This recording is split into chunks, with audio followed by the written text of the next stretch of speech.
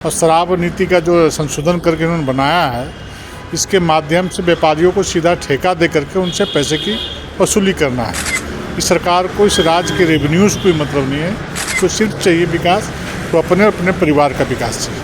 जो नई शराब नीति आई है, इस पर क्या कहेंगे आप, कैसा लग रहा है? देखिए, इस राज्य में चलने वाली झारखंड मुक्ति मोर्चा और कांग्रेस के नेतृत्व में चलने वाली सरकार ये जनता की सरकार नहीं है, ये पैसे की सरकार है। और पैसा कमाने के लिए जो भी करना पड़ता है ये सरकार करती है और अपनी तिजोरियों को भरने का काम करती है।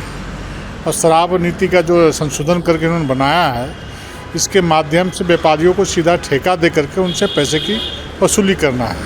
इस सरकार को इस राज्य के रेवेन्यूज़ कोई मतलब नहीं है, यहाँ के विकास से कोई मतलब नहीं है। इनको सिर्फ चाहिए विकास, तो अपने अपने परिवार का विकास चाहिए। इस प्रकार का धंधा करने का काम ये लोग कर रहे हैं। नीति आई है, सरकार ने एक तरह से अपनी गलतियों को सुधारने का प्रयास किया है, क्योंकि बार बार कहे जाने के बावजूद सरकार इस जिद पर थी कि अपने कुछ लोगों को उपकृत करने के लिए जिस तरह से पुरानी शराब नीति लागू की गई इस राज्य में, उसका खामियाजा इस राज्य के राजस्व के क्षति के रूप में भुगतना पड़ा।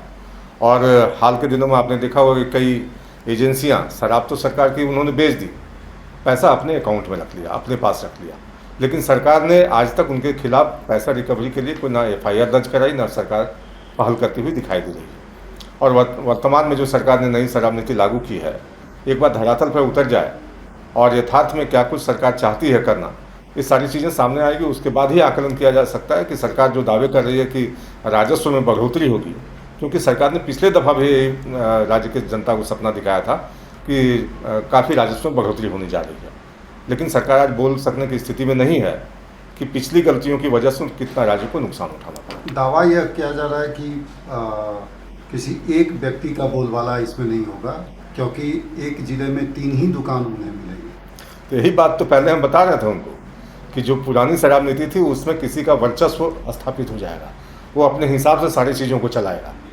तो सरकार उस समय जिद पे अड़ी थी कि नहीं, हमारी नीति बिल्कुल फुल प्रूफ है, कोई इस तरह की हिमाकत नहीं कर सकता।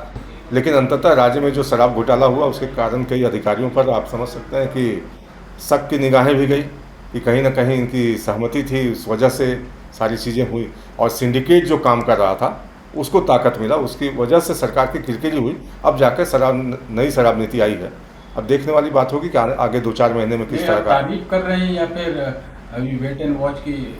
देखिए, भारतीय जनता पार्टी तो वेट एंड वॉच की स्थिति में है, क्योंकि हम पिछली गलतियों से सरकार के जो दावे थे कि राजस्व में बढ़ोतरी होगी, उससे हम सशंकित हैं कि सरकार तो बढ़ा चढ़ा कर दावे तो करती है, लेकिन उसका फलाफल अगर धरातल पर नहीं उतरता हो तो फिर पहले से हम उनकी हाँ में हाँ नहीं मिला सकते।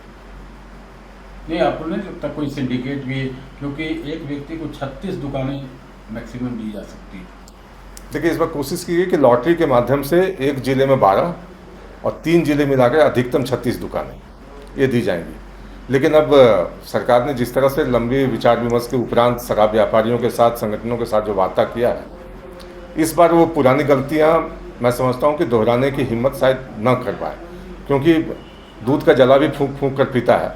इसलिए हम राज्य हित में उम्मीद करते हैं कि अच्छी नीति आए और राज्य का राजस्व भी बढ़े, तो सरकार को निश्चित रूप से वाहवाही भी मिलेगी। लेकिन अगर पुरानी गलतियों को आप दोहराने की कोशिश करेंगे तो उसके आपके साथ कोई नहीं होगा। लेकिन एक बात अंत में इतना जरूर कहना चाहूँगा कि जो राजस्व की लूट हुई है उस पर सरकार अविलंब कार्रवाई करे, FIR दर्ज हो उनके खिलाफ, पैसे रिकवरी करने के लिए सरकार अपने स्तर से पूरी सख्ती लगाए।